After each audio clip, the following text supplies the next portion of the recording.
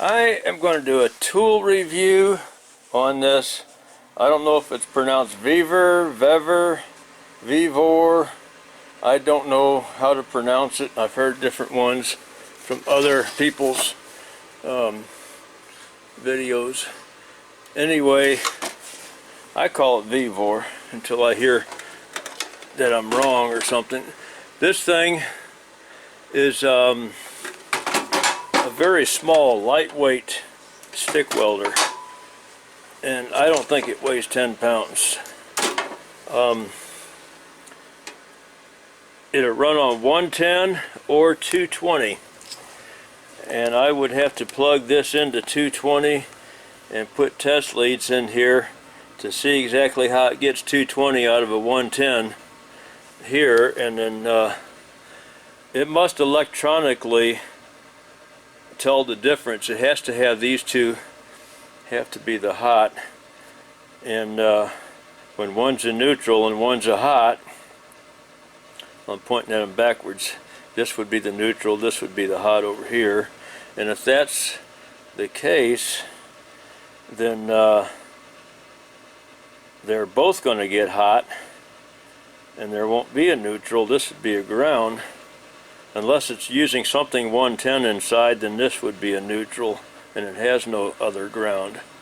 And I don't think that's the case. I think it's, anyway, something inside is going to distinguish the difference and change it. It would have to work that way, because according to the book, this thing is 110 or 220. And this is the 200 amp model, as it says right there next to the knob. And it's also a DC machine, which I'm surprised something this little is a DC. Positive and negative, and this one in the middle is for this hot stapler for repairing plastic. I'm going to try to do that too. I don't know if it's going to be one long video or two or three or what, but I got several different welding rods here.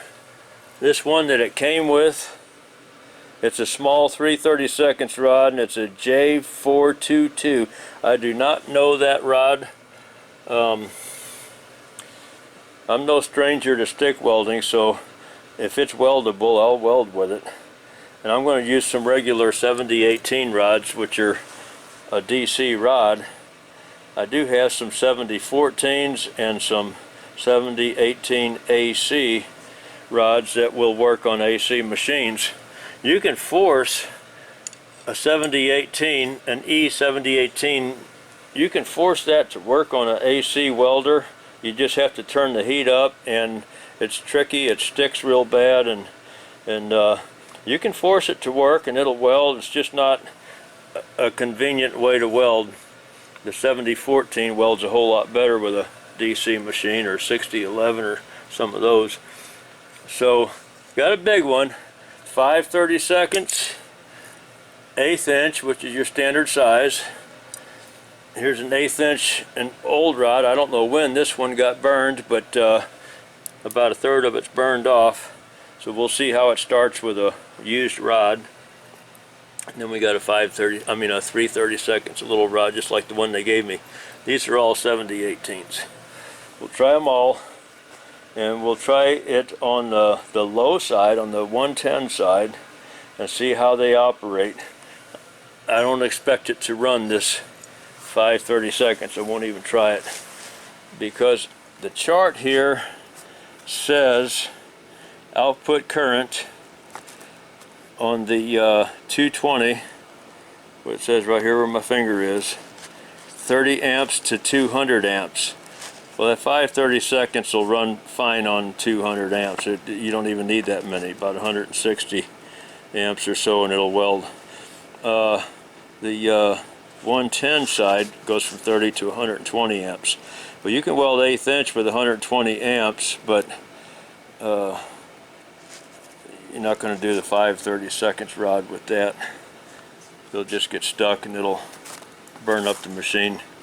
So anyway, if you want to take a freeze shot of that, and you can see what the specs are on the machine, and it's got some other pages in here for other things.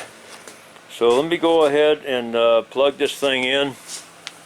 Got an extension cord here that's on 30 amp 220 breaker, and that's what I run my welders on, my regular welders. Except the big stick welder, there's a great big stick welder under the end of that workbench over there. You see the cables there that go to it, and that one stays permanently wired in on a 50 amp breaker because that's a big monster. I use that for arc air and stuff like that, and big welding.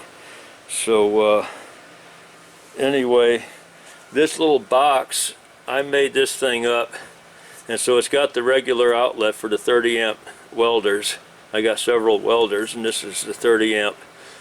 And then this is a breaker, a 20 amp breaker times 2, because I got this 110 outlet here divided up into 2 independent outlets.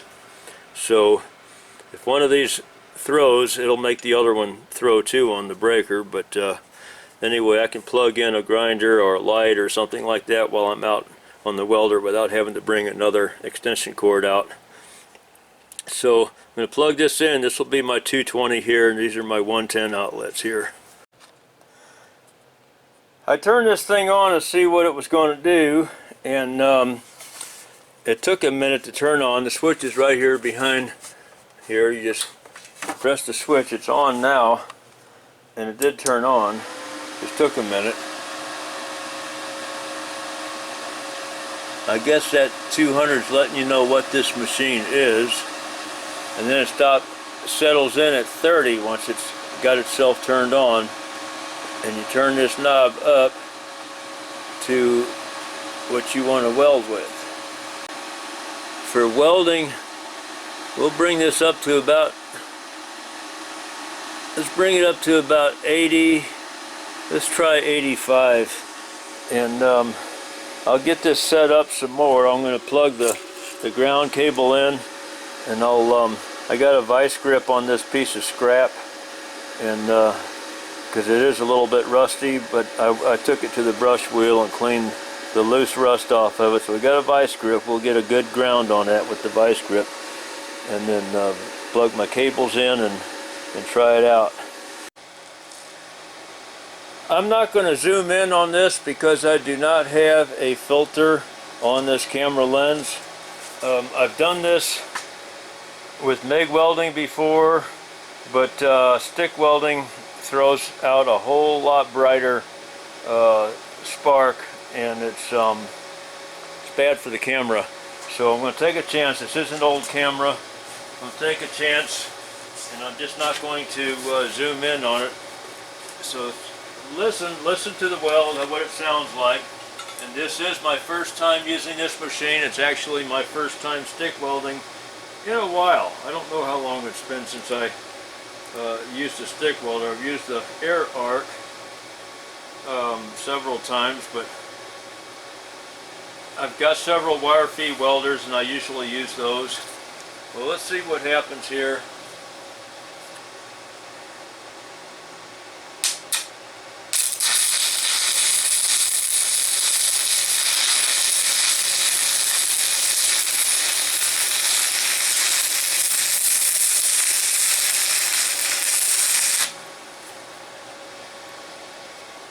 Now that's the rod that they gave me.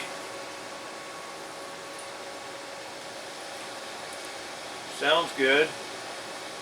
Actually sounds like I might be a little bit hot. Turn it down to 80. Let's try that for these 3 30-second rods. Put another one right next to it.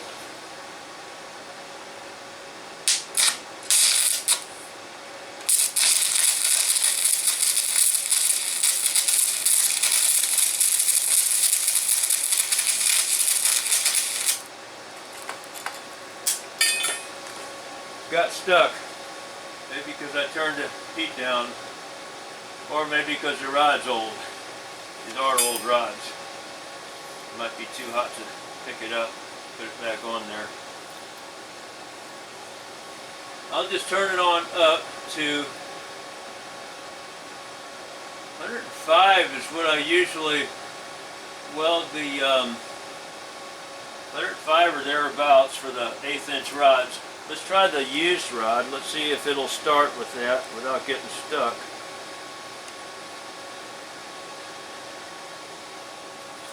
We'll go underneath that 3/32.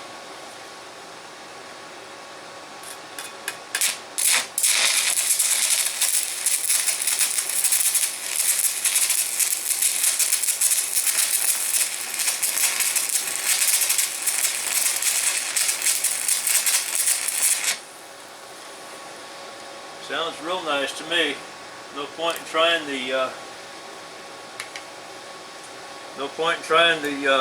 the new rod, because that old one did just fine. Well, I'll let those cool off a minute, and then I will chip them off and let's see what they look like. Okay, it's been cooling down for maybe 2-3 minutes. Well, that rod that they gave me, that just fell right off.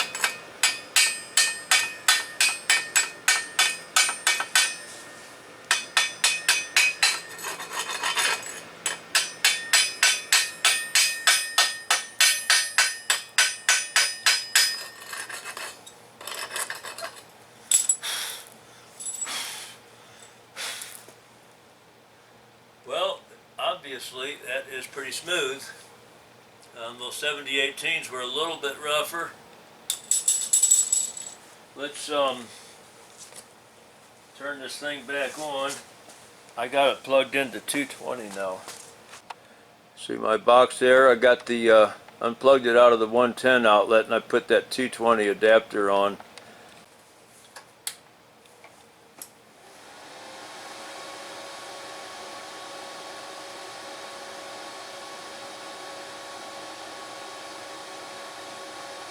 Starts out at the 105 where I left it,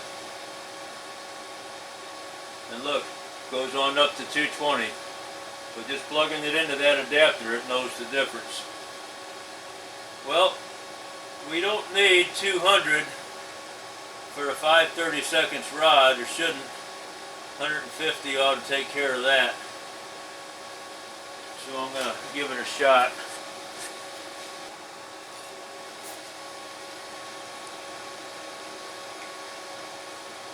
Now I know these wires inside here can't possibly be big enough to handle that kind of amperage. So, in other words, it can spike that, it can peak at that, but it can't run continuously. It'll burn out the machine, it'll burn out the wiring. These wires are not designed for that kind of pressure.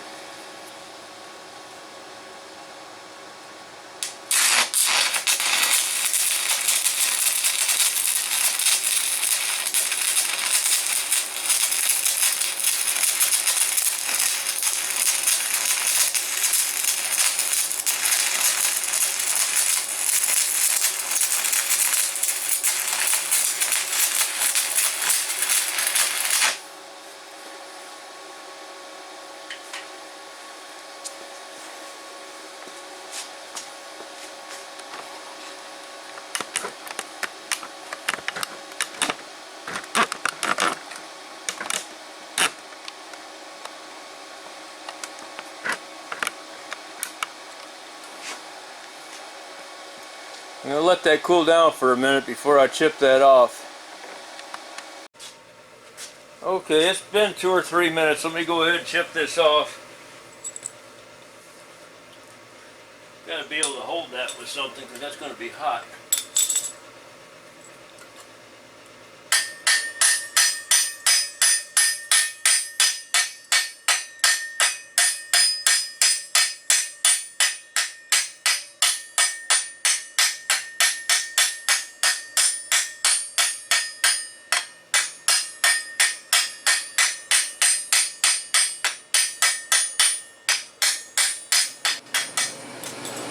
Well, before I finish this video up, I came back in here the next day, which is today, to try something different.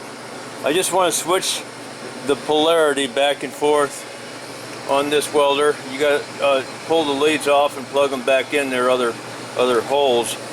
And then I'm also trying it with the big welder, the big arc welder that I got here in the shop. That's what this clamp goes to. This one goes to the new one. And I'm getting consistent welds that are chipping clean with a new rod. Now that's probably the why I have to use two hands to open that up. Anyway, that's what the problem is apparently, is that why it didn't want to chip off good. But either polarity, either positive or negative polarity, I'm getting it runs just a little bit smoother on the positive polarity, but it doesn't seem to make any difference on the weld.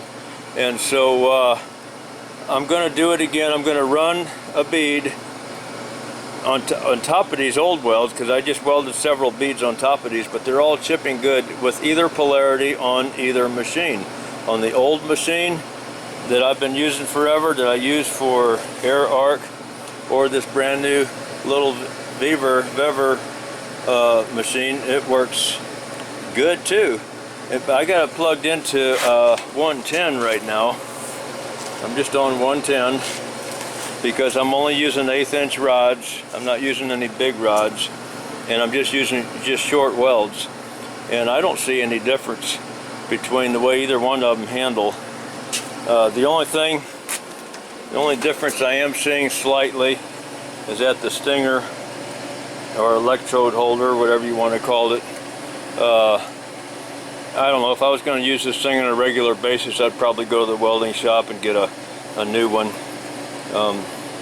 This one's a little bit on the lightweight side, but if you weld a lot, they don't last forever anyway. You got to replace them eventually.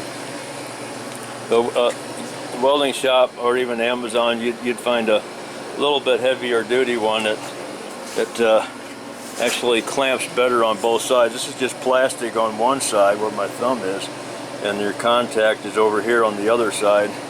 So that's not the best idea, but for the price of this thing, my goodness, I don't mind buying a Stinger. So let me put the camera up on the tripod. I'll run a couple more beads with the new rods and on both machines.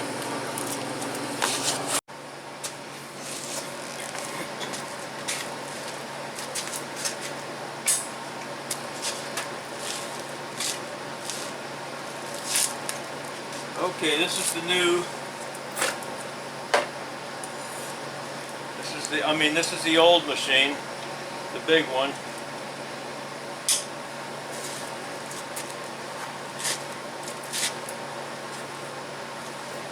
And it's on reverse polarity.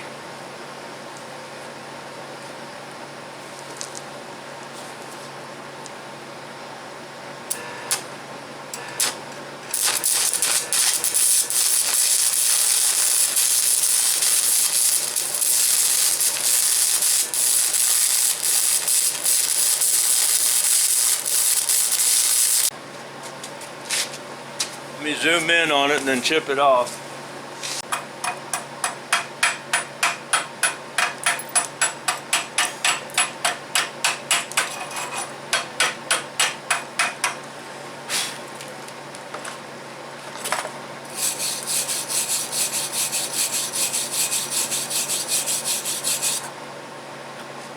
That's a fairly smooth weld even on reverse polarity.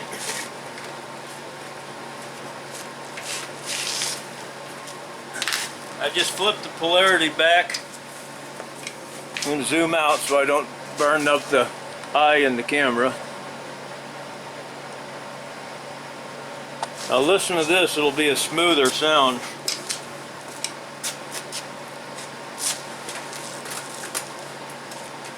This is the big welder.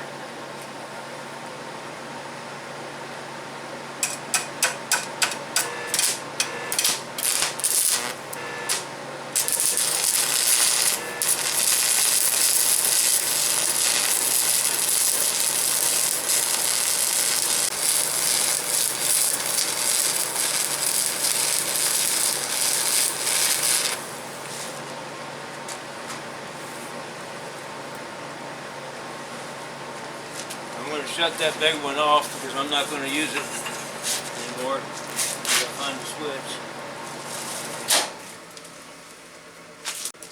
Let it cool for a little bit. It makes it chip a little bit easier.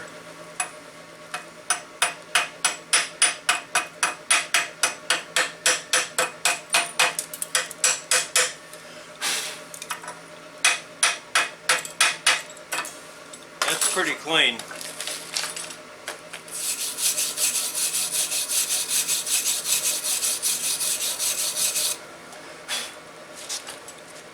Now I'm going to turn on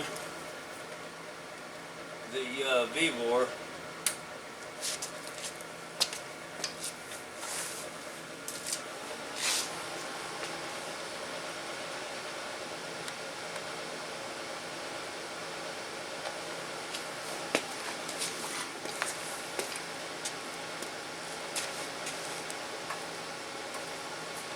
And this is stinger's on the positive. That's going to make it burn just a little bit rougher. Makes that spitting sound. But it's got one of the new rods.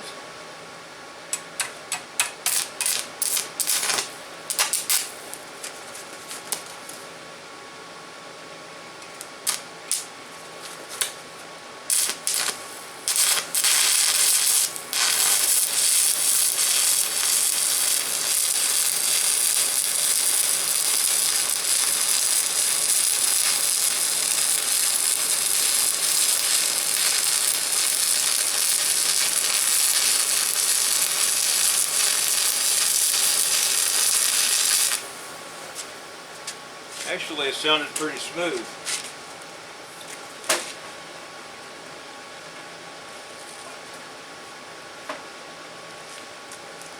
I'm going to flip these around.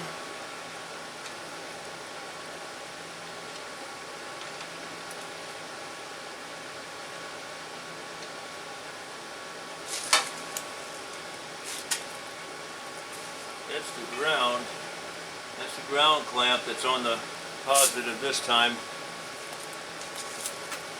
Zoom in and chip that off.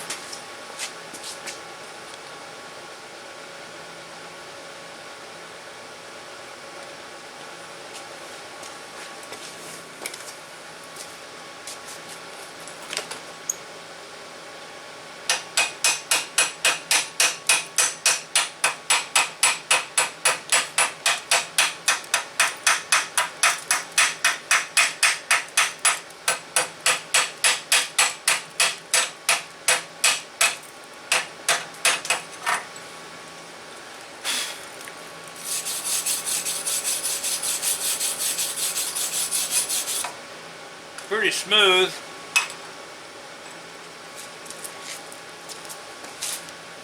Having trouble starting those rods, and that's my fault because the hood's not adjusted right for my glasses. I can't see out my bifocals with the hood on. So I'm not focusing in good with my eyes.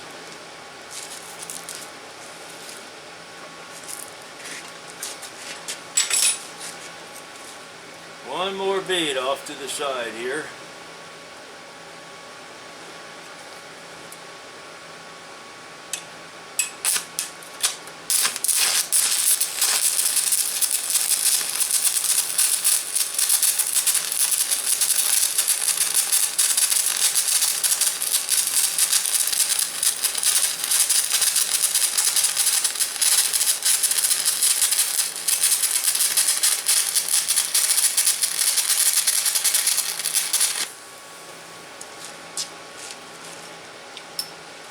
Okay, that was the polarity that makes that spitting sound.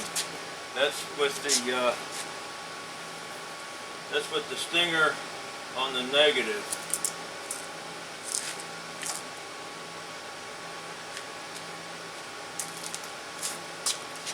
I think it welds a little smoother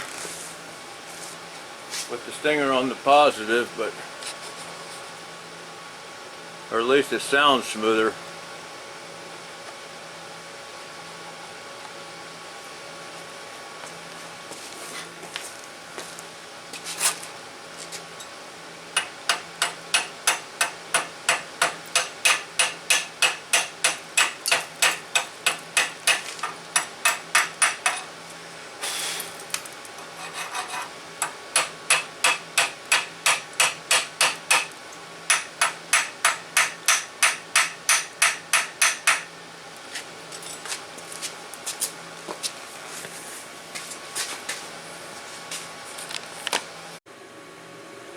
I think that is a really nice looking weld for a machine as inexpensive as this is.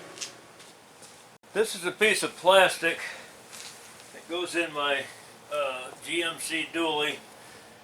I did the headliner on it. It's a 25-year-old truck. I did the headliner on it recently, and this plastic is very old and brittle, and a lot of it broke. Was not able to get the pieces off without breaking several of them. Well, this one here fits right here, and it still has a piece broken off here, but I'm not worried about that right now. Just to try this machine out with the staple mode, I'm going to assemble this, put a piece of tape on it to hold it in place, and then we'll put the staple on the back side. Got that taped up. I'm going to show what this staple gun looks like on the end here, if we can get the thing to focus for me. You just squeeze this until it goes in there, and if it doesn't want to go in snug, you just stretch it out a little bit bigger, and you just stick the ends of that in there part way, a little bit like that. It's making contact, and then you pull the trigger on it and it'll heat up. It better heat up, it's supposed to. So let me turn that mode on. I'm going to flip that piece over on the floor there so I can get to the back side. Turn the machine on.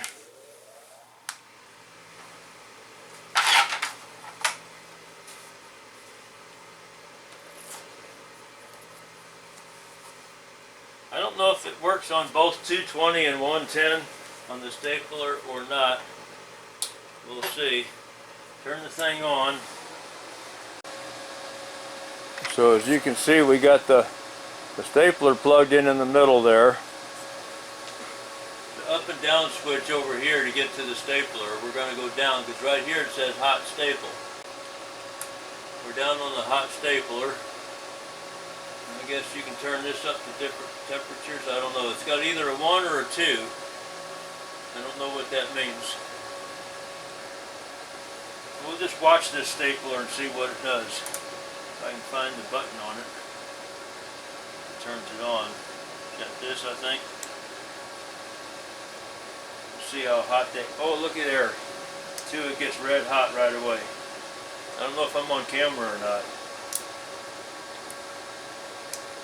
Red hot right away. Let's go down to 1.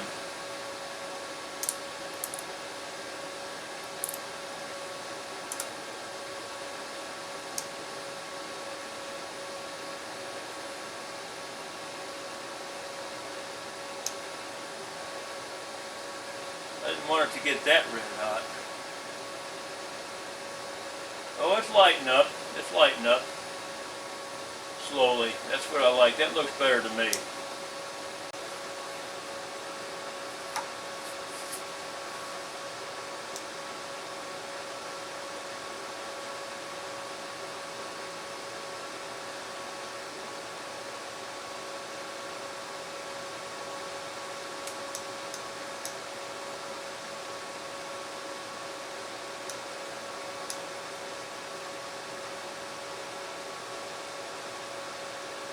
Let it cool down for a minute. Hold it steady until it cools down.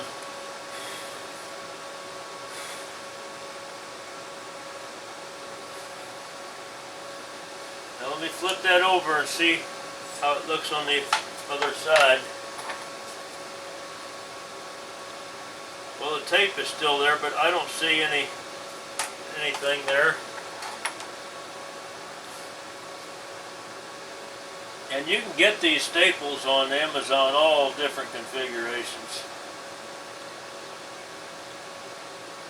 Well, VEVOR might have them too. I guess they probably do. This is the ones they gave me to start with.